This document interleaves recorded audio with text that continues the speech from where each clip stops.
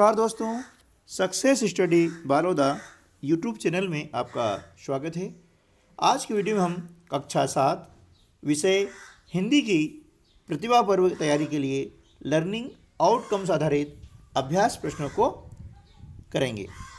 तो पहला प्रश्न है, निम्न पद्यांश को पढ़कर निम्नलिखित प्रश्नों के उत्तर दीजिए। दुखी है मेरा मन, कुछ तो दुख बांटो, जंगल ही जीवन है, जंगल को मत काटो।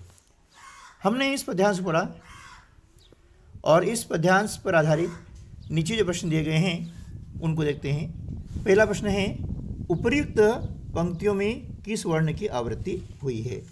तो हम देख रहे हैं कि ऊपर जो पद्यांश है उसमें पंक्ति नंबर 2 है ना।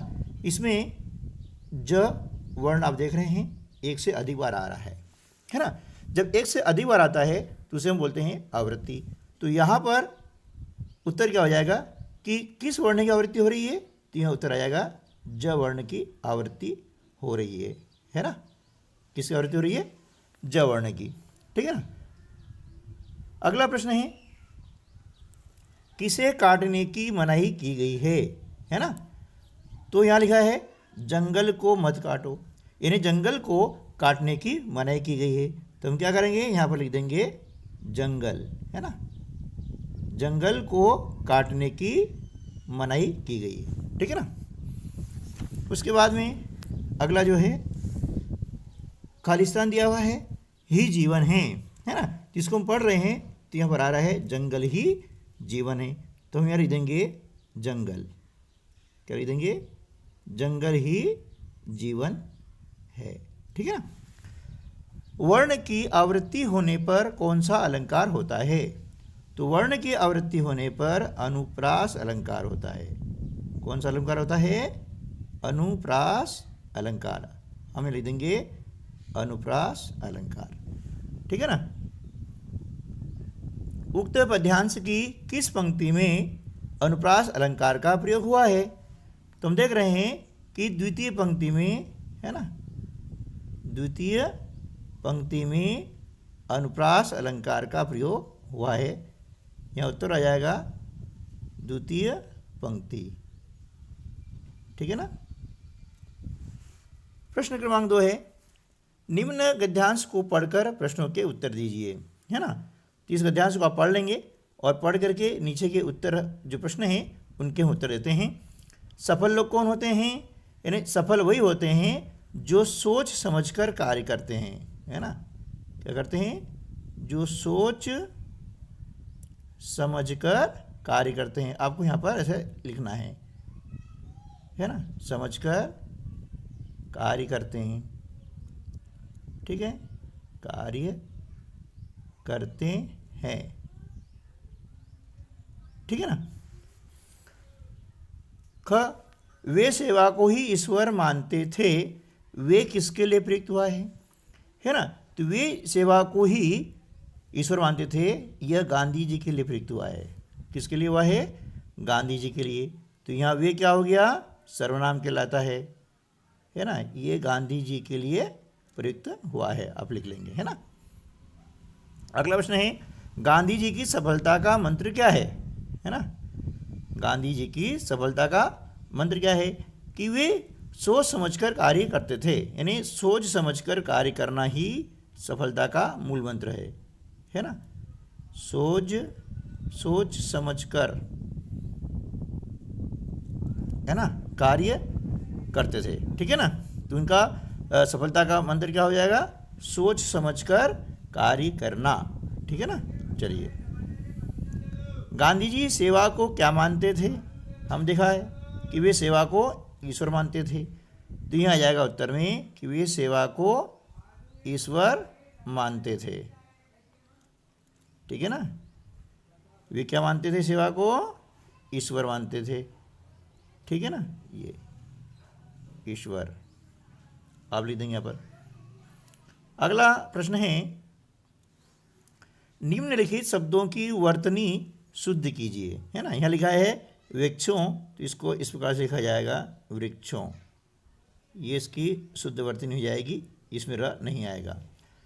सब्जी, अब यहाँ लिखा है श, है ना, ये श आते हुए ये स आएगा, ये स सरोते वाला, ये हो जाएगा आपकी सब्जी, ठीक है ना, ये इसका शुद्ध रूप हो जाएगा। फिर नारियल, अब यहाँ पर र में बड़ी की मात्रा है ना, तो ये हो जाएगा छोटी की मात्रा नारियल में, है ना, इस प्रकार से ये नारियल,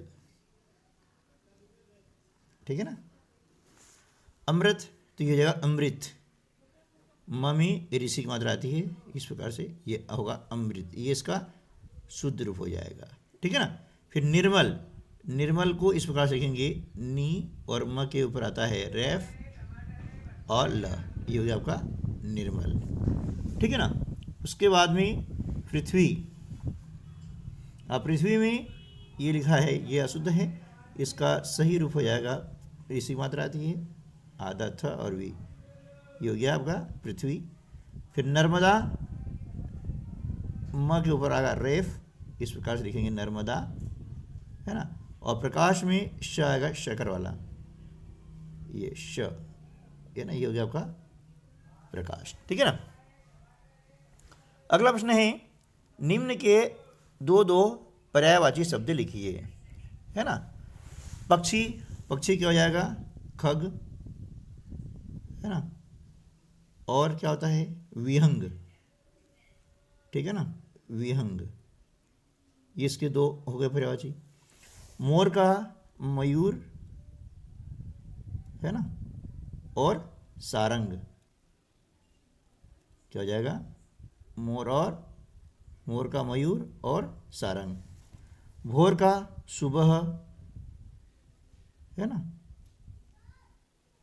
सुबह प्रातःकाल, ठीक है ना, प्रातः।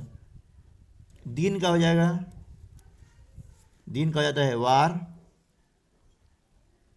और वासर, दिवस, है ना, दिवस हो जाएगा और वासर हो जाएगा।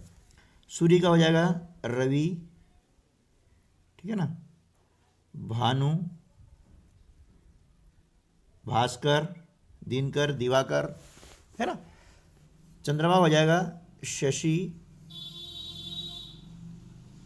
है ना। उसके बाद में मयंक, है ना, मयंक, चांद, ठीक है ना, इस प्रकार से। अगला प्रश्न है, दिए गए शब्दों में से प्रत्यय छाट कर लिखिए। क्या करना है, प्रत्यय छाट कर हमको लिखना है। तो प्रत्यय कैसे छाटेंगे और प्रत्यय होते क्या है, थोड़ा उसको हम समझ लेते हैं कि ऐसे ऐसे शब्दांश होते हैं जो किसी शब्द के अंत में लग करके उसके अर्थ को परिवर्तित कर देते हैं, है ना, वे कहलाते हैं प्रत्यय। यह जो है किसी भी शब्द के अंत में लगते हैं। जैसे यहाँ पुष्पित है ना, इसमें प्रत्यय आपका आ जाएगा इत, क्या आएगा, इत, यानी पुष्पधन इत, पुष्पित।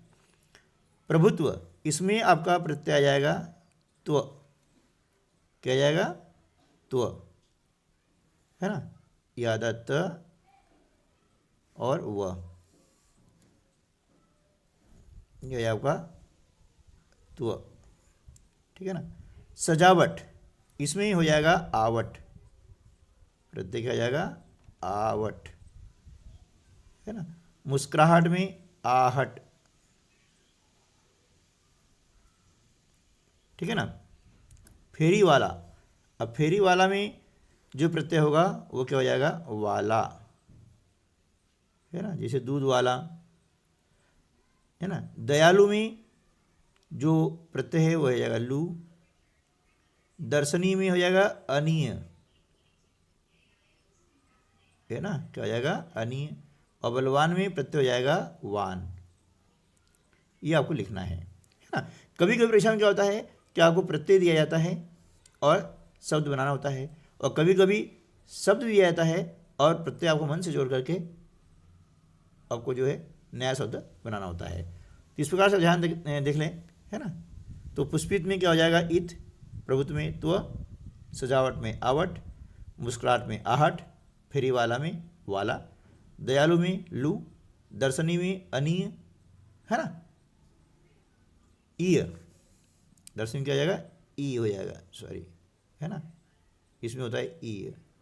बलवान में वान, है ना, ये आपका क्या हो गया, प्रत्यय हो गया। प्रश्न क्रमांक 6, दिए गए शब्दों से उपसर्ग छांटकर आपको लिखने हैं। ठीक है ना। उपसर्ग ऐसे शब्दांश होते हैं जो किसी शब्द के पहले यानी पूर्व में जोड़ दिए जाते हैं, जिससे कि उनका अर्थ परिवर्तित हो जाता है ना। तो ऐसे शब्दांशों को क्या बोलेंगे, उपसर्ग बोलते हैं। जैसे पराजय, अब पराजय में परा जो है आपका उपसर्ग है, क्या है ये, परा आपका उपसर्ग है। ठीक है ना। विदेश में वि, अनुसार में अनु, अवमानना में अव, है ना, प्रतिदिन में प्रति, ठीक है, अतिशय में अति, असफल में अ, सपूत में स और परिभ्रमण में परि, ये अभी सबके क्या होंगे, आपके उपसर्ग कहलाते हैं, है ना, ये परि हो जाएगा। ठीक है ना, परि।